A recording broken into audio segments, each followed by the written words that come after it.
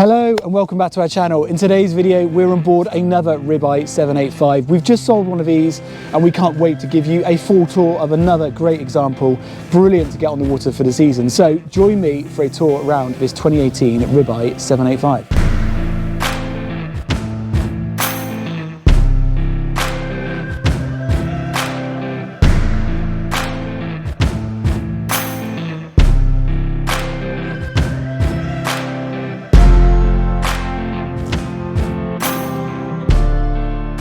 So you've seen a little preview there of what's to come looking at this boat, but I just wanted to talk about, before we bring her alongside, I just wanted to talk about just how easy she is to manoeuvre.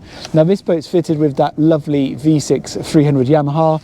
You've got the fly-by-wire throttle, which is low center located on the helm here, super easy to access. And you can see here I've got my kill cord on, super finger almost loose steering, really easy to use. And then I can just put the boat in that gear. I'm on my own on here, obviously Nathan's on the pontoon filming, but okay, there's not much wind today, it's not very challenging, but even though this is an 8-metre boat near on, it feels very easy to manoeuvre. I've got great manoeuvrability using that engine, and you can see here the steering being so light, it's really easy to just bring the boat round towards the pontoon. So yeah, first impressions are this is a really nice boat to manoeuvre, certainly a great boat, obviously in a handle of where a lot of these go. It's often tight spaces and a sulcum, but if you're jostling for position at a pontoon, I think you'd have confidence on this boat. Interrupting the radio there, so I'll cut short, but we'll bring you alongside now and give you a full tour of the main area of the boat. I've started this video on the water, as you know, but I wanted to continue the video alongside. So we've just nipped over here to the visitors area over in Torquay Marina. So jumped onto the pontoon and give you a bit more of an aerial view over this Ribeye. So you can see, I've mentioned already that she hasn't got the jockey seat. She's got this lift over seat. Now, when I started the video, it was in its other position. I've just tilted it forward and I'll show you that operation in a minute. But by doing that, it makes it a much more of a cruiser style rib at the helm. You can actually sit on these seats here and yes, okay, the console all of a sudden gives you that bit more cover from the winds, a bit more wind deflection. I've still got really good visibility. You can just see the bow there, but it's a nice setup. And the cabin here, or cockpit here, we're just going to talk a bit more about what we've got. We've got the synthetic decking on the floor, which you can see just gives that lovely contrast between the tubes, the gel coat and the upholstery. It looks really good. You've got these wing cushions either side here, and this is a nicely positioned handrail, so if you actually sat up here, it gives you something to hold on to. The synthetic decking continues forward underneath that bow cushion, so if you are using the boat in a port and you're boarding on and off the bow, then you can move this cushion out of the way, or indeed when you're storing the boat, you can actually get that cushion out of the way. Underneath here we've got the anchor locker, so you can see you've got a flexible hose in there and a couple of fenders, and we just grabbed the mooring lines from there as well. But all nicely done. The tubes are the Ribeye grey. The owner's actually just treated these with a sealant. You can see a couple of smears on here this afternoon. I think that's probably just where we've wiped a bit of bird mess off, but the tubes are in good condition. They're holding air really nicely, and you can see they look certainly very cool and very Ribeye.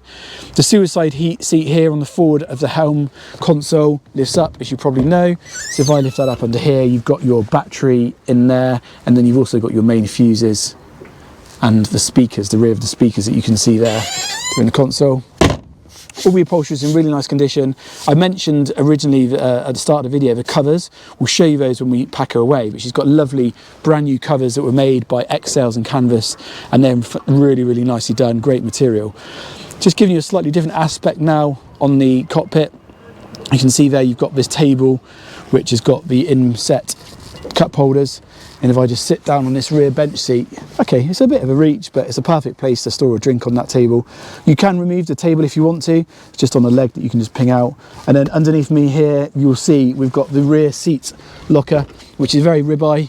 This has actually got quite an interesting system. I've never seen this before. You've got these custom storage bags here, which are sort of semi-waterproof bags that are nicely positioned in there. But you've also got this net. Now, if you know Ribeyes, normally you've got a big void here which goes right down to it's like a gel liner, but on this boat here they've put this net in, so by doing that all of a sudden it lifts up all of the storage slightly higher up, so it's easier to get to things, and it probably lets it breathe a bit more, because that's always a victim of getting a bit mouldy on the ribs, that aft area.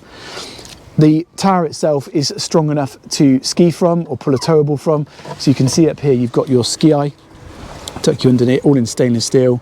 You've got your anchor light there, and this boat's got a searchlight, a remote control searchlight, or adjustable swatch light, which we'll see at the dash in a second. You've also got your VHF aerial and then your wakeboard racks there on the starboard side. The boat does have a bimini. Yes, it's sunny today, but I haven't got the bimini up, but the bimini lifts up here, and then there's two supporting eyelets which are forward up here, which you tie the bimini down to. You can just see it down there, so that will give you some support from the bow to allow you to sort of operate the boat at fairly decent speeds underway with the bimini up. I wouldn't want to go hooning along too fast into a headwind, but a slow cruise back to port after a long day would probably be okay. The engine itself is the awesome V6 300 horsepower Yamaha. Just try and get you out to have a look at this. All looks in nice condition, no scratches on the cowling there. That synthetic teak running right back into the outboard well. Bit of ribeye branding there on the bimini top, and then you've got your swim ladder down there as well. So yeah, really nice setup. I promise you I'd show you this seat changing position. You've got another one of those custom made bags there. It looks a bit odd there at the moment because it's on the effectively what is the underside of a seat. But if I just move these pins, you've got these two pull out pins here. So I'm going to move that one, and then I'm going to move this one. That seat will then go into its rear facing position, so it returns back into the sort of leaning post for the helmsman, but then you get these nice two rear facing crew seats, which I really like. They're really comfy. Finished, I think this is Diamante Silvertex, which is a really nice finish. Feels really nice as well in that sun. And yeah, you can see here all of a sudden you could have 3 people fat sat there, 2 people where I am, and you've still got the table nicely positioned in the middle. Yeah, all very nice. You've got the pressure release valves on the tubes. But like I say, she certainly appears to be holding good pressure. Let's run through what we've got here up on the helm. So I'm just going to turn everything on. So we've got secondary electronics, primary electronics. That's the radio beeping away. Let's turn that off for a minute. Let's press clear on that for a minute. No MMSI has ever been entered into this radio, so that means it's beeping to tell me it's got no MMSI number entered. So we can help you set an MMSI number up for the Ofcom website, and then you can enter that into there.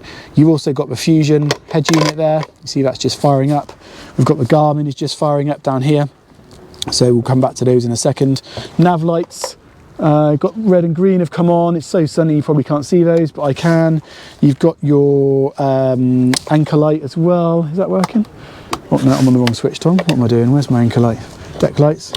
So you've got your blue low level deck lights they've just turned on. You can see the radio's just kicked in, so we've got a bit of radio on there. Turn that down because we'll get banned on YouTube.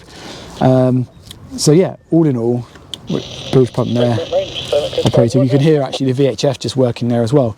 I mentioned that remote control spotlight earlier on, and then what you do here is you can just push on there and you'll see that spotlight's hopefully now moving. So if I move this joystick on the helm, quite a nice feature. If you're manoeuvring at night up an estuary, you could have that sort of positioned up on the bow or up on the side. It's quite a nice feature to have, and it's pretty bright actually. Let's turn that one off. The chart plotter is now fired up, so just going to select chart, navigation.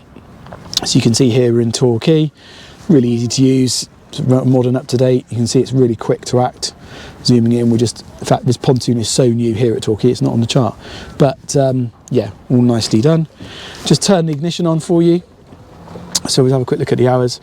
Sorry, you always get a bit of flicker with these Yamaha. It's not flicker in real life, that's just on the video itself. But if I just try and remember now how to go back to down to get the hours. Exit screen.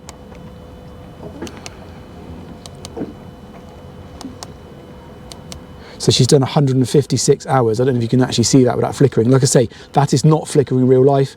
That's just on the camera, the way it's seeing it. But yeah, 156.4 hours on the hour meter. So hardly anything. Get out of that screen there. Shut that one down. And you can see here we've got just over half a tank of fuel. I'll just fire the engine up just to show you she starts nicely. There you go. So straight on the button. Very nice. Steering feels very light. It's obviously hydraulic, but it is quite a smooth system. It's lock to lock, so I mean, having just manoeuvred it, it certainly felt nice to manoeuvre. And you can see you've got the fly-by-wire throttle here in the middle.